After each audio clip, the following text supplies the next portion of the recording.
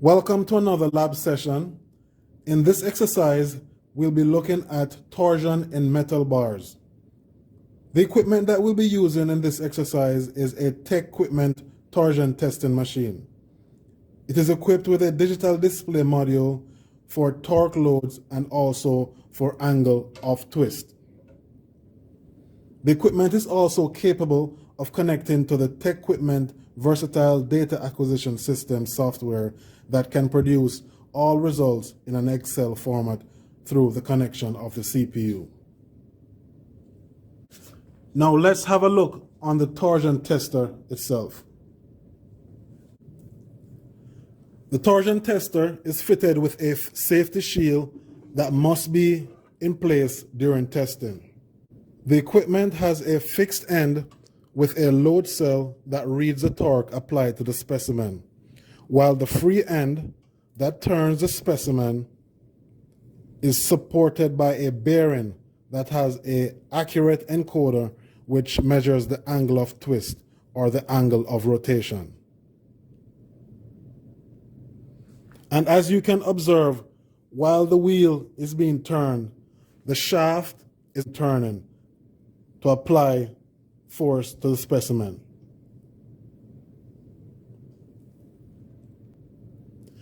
We will be testing several different metal bar specimens. They will all be loaded to failure during testing, and this data will be saved on the data acquisition system through the tech software.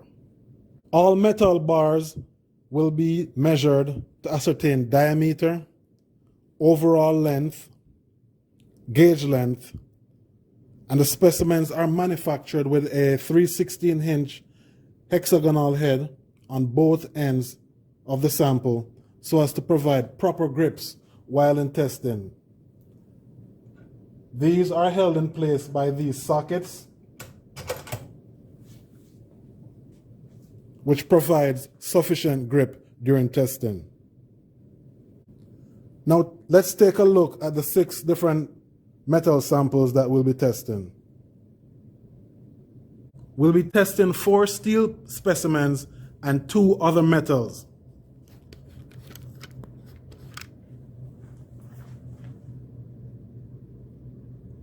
Gray cast iron as a metal, half hard brass, 0.1 carbon as drawn, 0.1 carbon normalized, 0.4 carbon as drawn, and 0.4 carbon normalized. These will be our 6 test specimens, 4 steel and 2 other metals. I will now illustrate how measurements are taken of the samples and input into the software. The screen that we're looking at is a TechQuipment software. On the screen, it clearly requires some data that is necessary to proceed. First, it asks us for the material type. We're going to be testing the gray cast iron first. It requires a code. That code is TR1050, which we will select. Then the system asks for the specimen gauge length. And as you can see here, our gauge length is indicated, which would be this portion of the specimen. So that would be our gauge length. So at this point, we would need a caliper to take these measurements.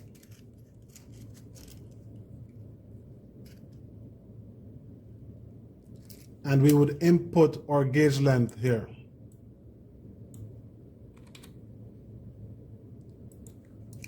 Next, it requires the diameter of the specimen, which we'll input here. Then it requires the overall length of the specimen,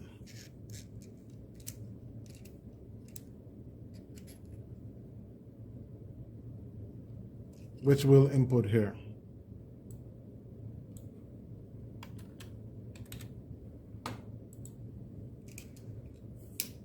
After all this information is entered in the system, we can proceed to set the specimen in the machine for testing.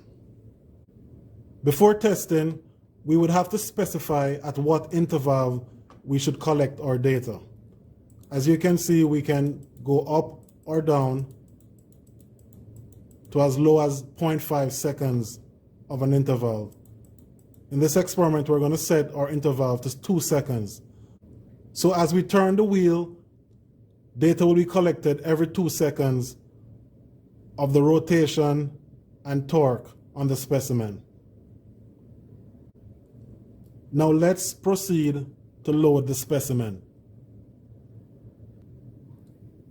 The angle of twist or angle of rotation will be applied by manually rotating this wheel in a clockwise motion.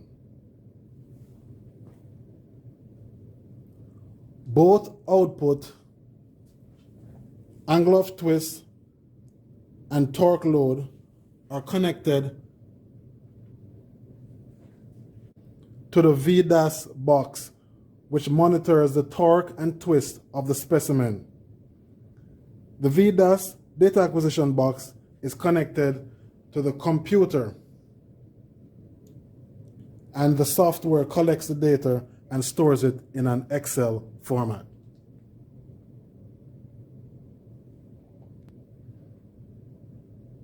Before starting the experiment, we should ensure that both outputs are zeroed.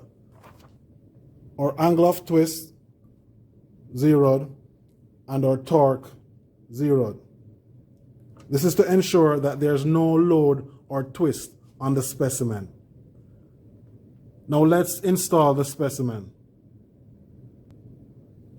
We would ensure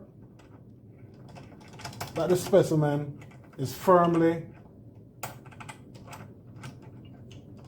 in the socket on both ends and tighten at the end to ensure there's no movement. We'd also install our safety shield. Then we would begin our experiment. After the specimen is being installed, we would go to the software and hit start. Then we would gradually and evenly turn the wheel so as to generate an angular movement at the free end of the specimen. We will continue to turn the wheel at a constant and steady rate until the specimen has failed. We'd keep turning at this constant rate so as to create an even data collection, as we'll be collecting this data at intervals of every 2 seconds. And again, we're testing the gray cast iron, and we're building up load as it represents itself on the display. There you go. So now that the specimen has failed, we will take a look at the data. Let's zoom in to see what it looks like. So that's our failed specimen.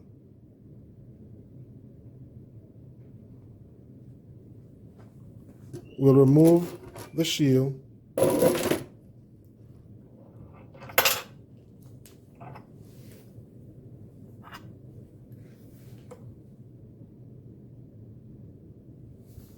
After failure, we would stop the recording on the software.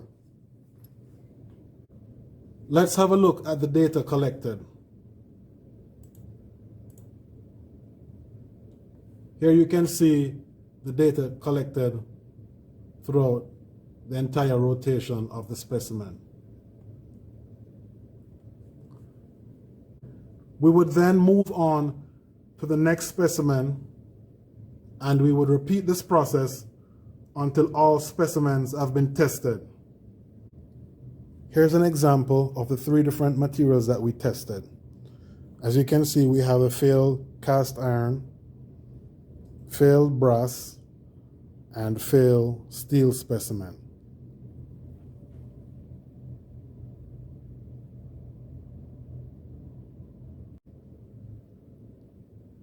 This brings us to an end of the experiment, and the data for this experiment will be supplied by your professor. Thank you.